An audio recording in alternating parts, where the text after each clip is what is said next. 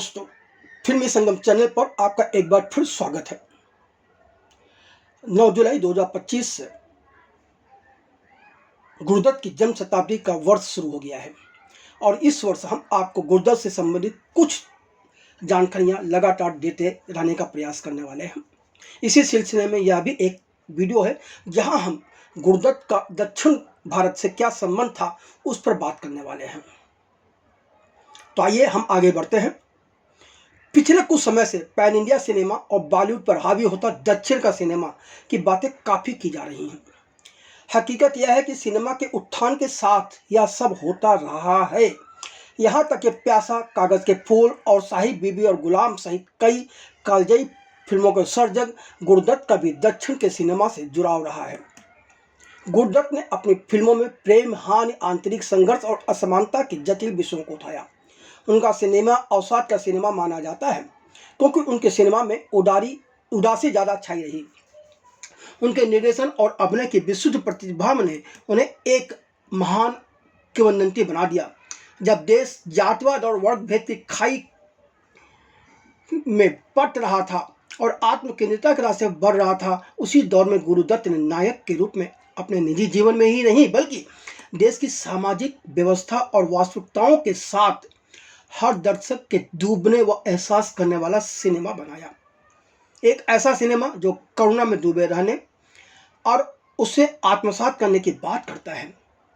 एक ऐसा सिनेमा जो असफलता को आयाम देता है, हृदय विदारक भावनाओं को जीवंत करता है। तो एक ऐसा सिनेमा जो मोहभंग को आवाज देता है। कथित तौर पर गुरुदत्त ने अपने जीवन के अंतिम 2 वर्ष मद्रास, जो कि अब चेन्नई है, में बिताए। इससे पहले कि 1964 में 39 वर्ष की आयु में उनका निधन हो गया।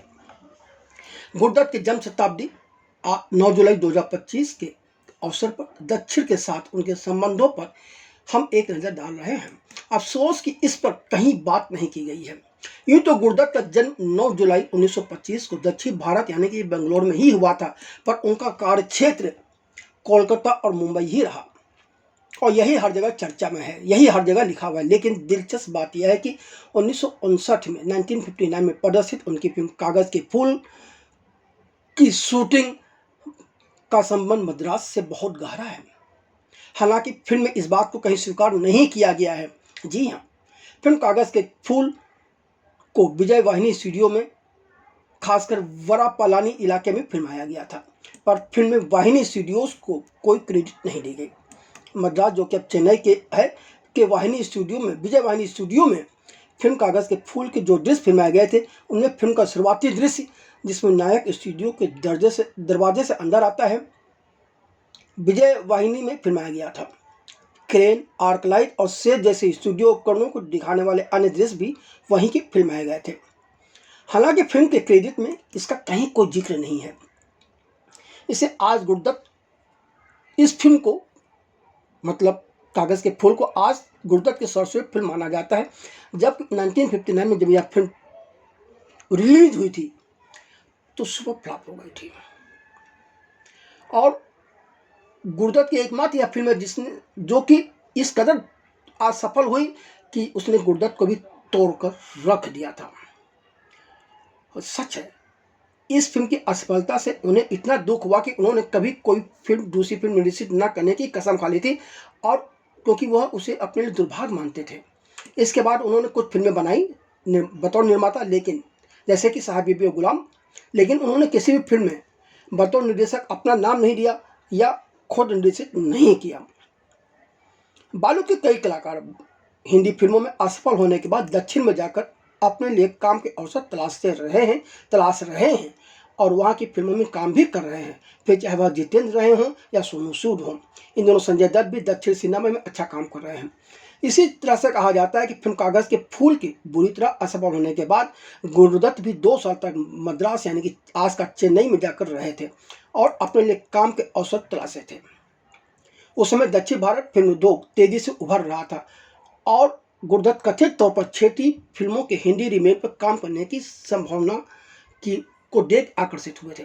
दक्षिण के फिल्म निर्माता भी उन्हें क्षेत्रीय हिट फिल्मों के हिंदी रीमेक में लेना चाहते थे। मतलब ताली दोनों तरफ से बज रही थी, एक तरफा बात नहीं थी।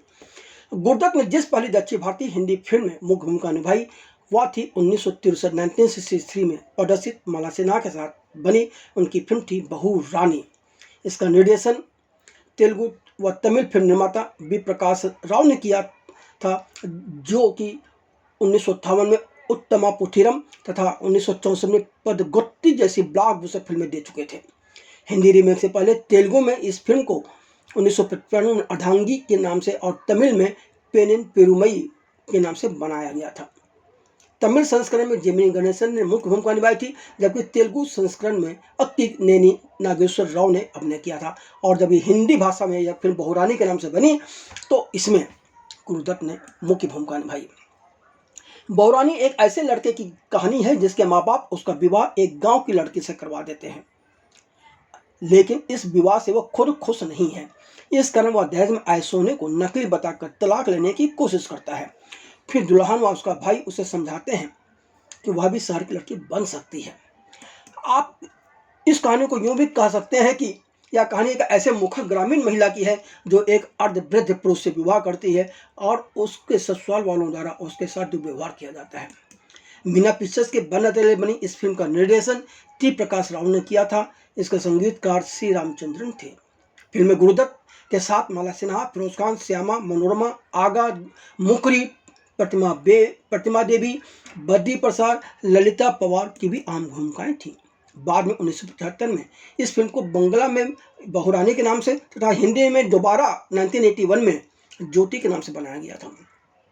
इसके बाद 1963 में ही गुरदत्त ने वासु फिल्म्स के एन वासुदेव मेनन निर्देशित फिल्म भरोसा की, जो कि 1958 में रिलीज हुई तमिल फिल्म थेरी वंदा सेल्वम का रीमेक थी। के शंकर द्वारा निर्देशित इस फिल्म में गुरदत्त के साथ आशा पारेख भी थी और इस फिल्म के संगीतकार रवि थे। राजेंद्र कृष्णन ने गीतों के बोल लिखे थे। लता मंगेशकर द्वारा गाया गया गीत वो दिल कहाँ से लाऊं सार्वकालिक पसंदीदा गीत बना हुआ है। जहाँ तक फिल्म भरोसा के कथानक का सवाल है तो रौनक लाल यानी कि कन्हैया लाल एक धनी व्यक्ति रामदास यानी कि ओमकाश के यहाँ नौकर हैं, जो कि क्षय रोग से पीड़ित है और खुद को मरनासन मानते हैं।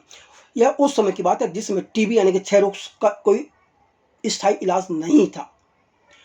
तो रामदास ने अपने नौकर रौनक लाल को अपने छोटे बेटे बंसी की देखभाल के लिए सौंप दी। रौनक लाल अपनी पत्नी लक्ष्मी यानी कि सुलोचना, बेटे दीपक और बंसी के साथ एक गांव में चले जाते हैं, जहां वह बंसी का पालन पोषण एक नौकर की तरह करते हैं। बंसी यानी कि गुरदत्त सरल और नेकदिल है, जबकि रौनक लाल का बेटा दीपक यानी कि सुरेश्वर बहुत ही बदतमीज है और वह शहर में पढ़ाई करके आया है और एक धनी बेटी के पीछे पड़ गया है। जबकि बंसी को गांव की सुंदरी गोमती यानी कि आशा पारेख से प्यार हो जाता है। रौनक लाल नहीं चाहता कि गोमती और बंसी की शादी हो, पर सब कुछ अंत में सब ठीक हो जाता है। इसी फिल्म के गीत आज की मुलाकात इतनी कर लेना बातें कल चाहे जितनी के अलावा काहे इतना गुमान छोड़िए ये मेला 2 दिन का भी काफ़ी लोकप्रिय रहे। फिर गुरदत्त ने 1962 में प्रदर्शित तमिल फिल्म शारदा के हिंदी रीमेक सुहागन में भी काम किया। 1964 में रिलीज इस फिल्म का निर्माण प्रसिद्ध निर्माता एल श्रीनिवासन ने किया था और फिल्म के निर्देशन की जिम्मेदारी के.एस. गोपाल कृष्णन ने संभाली थी। फिल्म सुहागन की कहानी के केंद्र में शारदा यानी कि माला सिन्हा व विजय की इर्द गिर्द घूमती है जो कि एक धनी शारदा एक धनी शिक्षाविद और शारदा कॉलेज के संस्थापक दुबे जी यानी कि नजीर हुसैन की इकलौती बेटी हैं, जहां वह पढ़ती हैं और दुबे जी इस कॉलेज में विजय को प्रोफेसर की नियुक्ति दे देते हैं। विजय कुमार यानी कि गुरदत्त नाम का यह युवक शारदा से प्रभावित होता है और दोनों एक दूसरे से प्यार करने लगते हैं। विजय कुमार की मां यानी कि लीला चिट्टिस और बहन लता सिन्हा दूर गांव में एक छोटे से घर में रहती हैं। गरीब परिवार है। प्रोफेसर और छात्रा के बीच का प्रेम प्रसंग कॉलेज में आग की तरह फैल जाता है। दुबे जी को गुस्सा आता है और वह कॉलेज की प्रिंसिपल विद्या रतन से विजय कुमार को प्रोफेसर की नौकरी से बर्खास्त करने के लिए कहते हैं। तब विद्या रतन विजय कुमार और शारदा का समर्थन करते हुए दुबे जी को समझाती है कि इन दोनों की शादी कर देना ही हर किसी के हित में होगा। दुबे जी की अनिच्छा से मान जाते हैं और दोनों शादी कर लेते हैं। विजय कुमार अपने घर लौट आते हैं। वहाँ पहुँचने पर आर्ट्स कॉलेज के प्रिंसिपल यानी कि डेविड विजय कुमार से मिलते हैं और उसे अपने कॉलेज में नौकरी दे देते हैं। जल्दी ही एक और अच्छी खबर आती है कि विजय कुमार की बहन उमा यानी कि लता सिन्हा भी अपने प्रेमी सुखीराम यानी देवन वर्मा से शादी कर लेती हैं। एक दिन कॉलेज डे के समारोह के दौरान विजय कॉलेज की इमारत की छत से गिर जाता है और उसे अस्पताल में भर्ती कराया जाता है। डॉक्टर उसकी जान बचाने में कामयाब हो जाते हैं, लेकिन परिवार को चेतावनी दे देते हैं कि विजय का दिल कमज़ोर हो गया है और अब उसे किसी तरह का तनाव, यहाँ तक कि पत्नी के साथ यौन संबंध भी न बनाने दिया, यानी यह जानलेवा हो सकता है। लेकिन इंसानी जिस्म में लालच बहुत ज़्यादा होता है। अब विजय शारदा के साथ अपनी शादी को पूरा करना चाहते हैं। अब अंत में क्या होता है सब कुछ बता देना ठीक नहीं होगा, फिल्म देख लेना भी ठीक होगा, लेकिन यह फिल्म भी बहुत ही बेहतरीन बनी थी। अफसोस फिल्म सुहागन के प्रदर्शन से पहले 10 अक्टूबर 1964 को गुरुदत्त का निधन हो गया था। मीडिया रिपोर्ट के अनुसार चेन्नई में 2 साल रहते हुए गुरुदत्त ने गोपाल कृष्णन, जो कि फिल्म सुहागन के निर्देशक थे, के साथ अपना समय मय्यलाडुथुराई के पास उनके गांव मलयालम में बिताया था। गोपाल कृष्णन के सहयोगी नाटककार और लेखिका कोमल स्वामीनाथन ने अपने संस्मरण में गुरुदत्त के स्वभाव और मिलनसारता की काफ़ी तारीफें की हैं। दक्षिण पटकार सेठा ने एक जगह लिखा है कि दत्त गुड़गांव के तालाब में तपती धूप में मछलियां पकड़ते हुए घंटों समय बिताते थे। उस समय जब तमिलनाडु में शराबबंदी का सख्ती से पालन हो रहा था, तब गुरुदत्त देसी तारी के घूंटों का आनंद लिया करते थे और अपने पसंदीदा सिवास रीगल की चुस्कियां लेते थे। गुरुदत्त के आकस्मिक निधन से फिल्म सुहागन की पूरी टीम सदमे में आ गई और उस वक्त श्रीनिवासन ने इस संदेश के साथ फिल्म रिलीज की।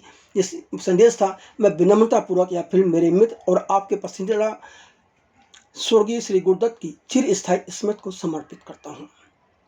गुरुदत्त आज हमारे बीच नहीं है, लेकिन अपने कालजयी फिल्मों के माध्यम से वह आज भी हर इंसान के लिए जीवित है। गुरुदत्त की मनुष्यों के प्रति स्पष्ट सहानुभूति ने उन्हें इस समय के मुख्य धारा के हिंदी सिनेमा से अलग खड़ा कर दिया था।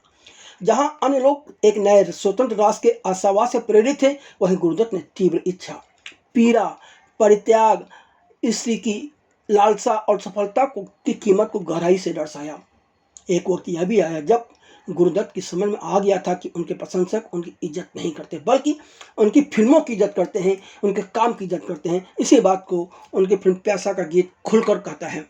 इस गीत के बोल आपको भी याद होंगे। गीत के बोल इस प्रकार हैं, हर एक जिस्म घायल, हर एक रूह प्यासी, निगाहों में उल्फत, दिलों में उदासी। ये दुनिया है या आलम बद्र हवासी, ये दुनिया अगर मिल भी जाए तो क्या है।